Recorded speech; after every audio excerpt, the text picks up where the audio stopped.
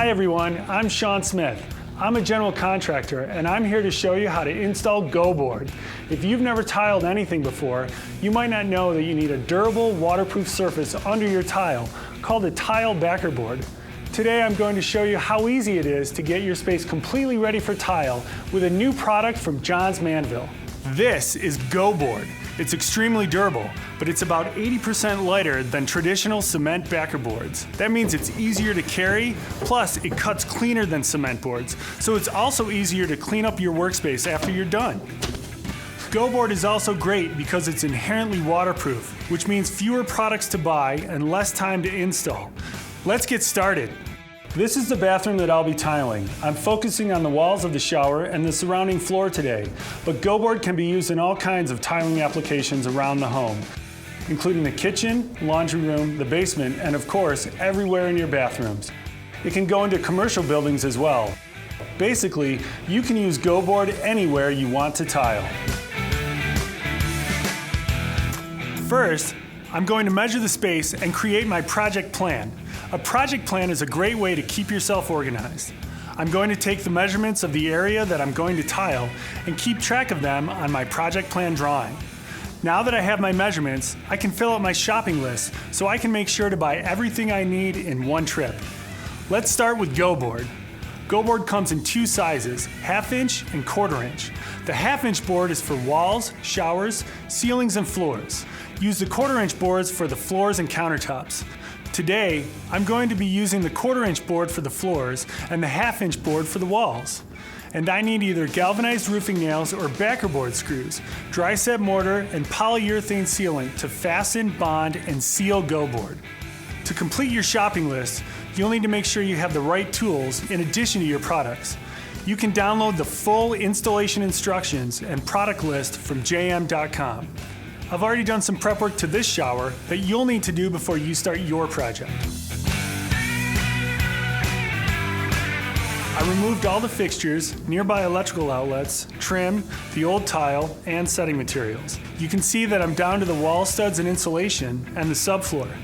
Evaluate your wall studs and subfloors. You're looking for signs of mold and if you need to make any repairs. Ensure your subfloor is in good condition and replace any sections as needed. Check for any squeaks or loose boards and install additional fasteners as needed. You might need to shim or replace your studs if they're bowed so you have a completely flat wall. And if your studs are spaced greater than 16 inches on center, you need to add additional studs. To prep for shower pan installation, follow the manufacturer's instructions for the drain location and any wall prep. You also might need to reroute plumbing and electrical if you've changed the layout of your room. Finally, you'll need to mask the doorway and your studs once all of the prep work is done and turn off power to the room. If you have any questions about what you need to do to safely prep your space, please ask a professional. Now that all the prep is done, I can get started. First, I'll measure for the first board placement to ensure it fits snugly at the base up against the shower pan. You might have to make some adjustments depending on what kind of shower pan you're using, but just follow the shower pan instructions. Take your piece of GoBoard and lay it on any flat and durable surface, like this vanity. Then measure it and draw your cut line with a pen or pencil. Whatever you have handy will work just fine. Score your line with your utility knife. Bend the board at the edge of your surface and snap off the piece you need. Now, I'll position the first piece along the corner wall of the shower and pre-mark my stud position so I know where to attach it. Then I'll take my polyurethane sealant and apply it to the bottom edge of my piece of GoBoard, then fasten it to the studs at the wall base.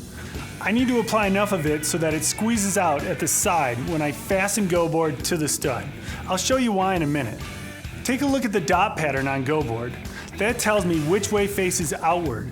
Today, I'm going to use a drill and backer board screws to fasten GoBoard to the studs, but you can also use a nail gun if you have wood studs. If you use a drill, remember to use 1 1/4 inch backer board screws. If you decide to use a nail gun, you can use 1 1/2 inch galvanized roofing nails instead. Now I'm going to fasten my GoBoard to the studs. Make sure your nails or screws are flush with the surface of the GoBoard. They need to be a maximum of 6 inches apart and within a 1/2 inch to 1 inch of the edge. If you use a nail gun, be sure to use a lower pressure setting so the nails don't break through the top facer. It's normal for some nails to be raised above the board surface, so just hammer them flush. Next, I'm going to do a circular cut to go around my plumbing. It's the same process as a straight line. Measure for placement and location around your fixtures. Then, place the GoBoard on your flat surface.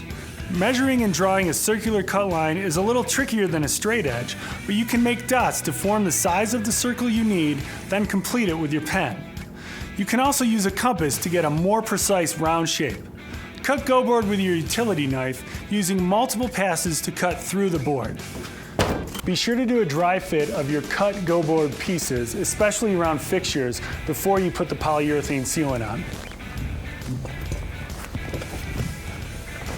To attach my next piece of cut GoBoard, I first need to apply my polyurethane sealant to the top edge of the first board using enough sealant to squeeze out.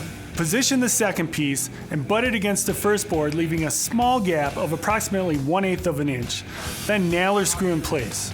Remember, GoBoard is inherently waterproof, but any edge and place where the nails or screws go in must be sealed to protect the whole system against water damage and mold. Now I'm going to take my putty knife and spread the excess sealant on the top and bottom edges of the first board to get a tight seal. Do that for every edge, joint, and fastener location. Double check all joints and fastener locations to ensure you have complete coverage and no small pinholes. That's it! You just have to keep repeating this process until your entire wall surface area to be tiled is finished. Now I'll show you how to fasten GoBoard to floors. It's important to do a pre-check and make sure your fits are good with the GoBoard. And the best thing about this product, there's no extra steps. It's one cut with a utility knife. With something like a cement backer board, you'd have to get a grinder, you'd be making a ton of mess. But with this, there's only one piece of scrap and no waste, no mess to clean up. For floors, before you attach GoBoard, there's the added step of applying thin-set mortar directly to any clean, dry, and flat subfloor. I'm going to mix my mortar until it's the consistency of peanut butter. This is what I'm looking for. Now, I'll take my notched trowel and apply and comb the mortar. I just want to apply enough at a time for one piece of GoBoard. Otherwise, it'll set up before I can get the board down. Then, take your piece of GoBoard and press it into the mortar. Be sure to leave an 1/8 inch space between all the corners and edges to help prevent cracks due to movement in the structure after tiling. Next, I'm going to fasten the GoBoard to the floors using the same method as the walls, either backerboard screws or roofing nails. However, if you have a concrete floor, you can skip this step. After I'm done fastening GoBoard to my entire floor surface, I'm going to make sure my joints, edges, and fastener locations are waterproofed. So we're using mesh tape here to tie the two boards together to make it one structural system. And one good tip here, when you're putting the mortar down, you want it nice and flat so it doesn't make any protrusions when you're putting tile down.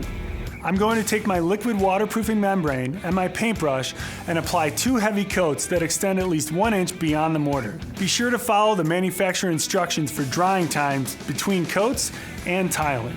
Inspect the coverage after each coat to make sure there are no holes or gaps. Even the smallest pinhole can result in a leak.